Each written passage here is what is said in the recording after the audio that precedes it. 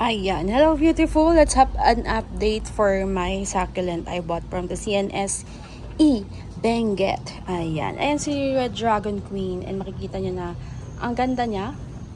Makulay pa rin siya. And andyan pa rin yung dark color. As well as si ating Tree of Bar. Ayan. Ang ganda pa rin niya. Oh. And then we have the cubic cross. Ayan si cubic cross na variegated.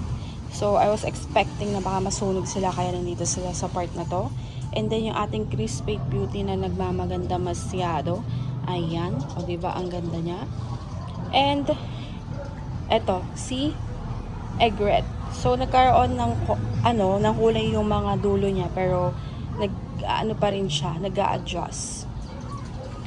Then we have here yung ating pink lover. Ito yung pinutol ko. So later magpuputol-putol na po ako sa kanila. Hindi ko sila diniligan because yun nga, magpuputol-putol ang person. So ang ganda pa rin nila here. Ayan. Ang ganda naman din talaga. So pag mga bagong succulent, maano yan sa mata mo? Matalimbaga. Ganon. Charis. Ayan. So, yun lang ang ating update today. And thank you for watching Everything Nice at Mitch Succulent Love. This is your nurse Blandita saying God bless po. At laging mag-ingat!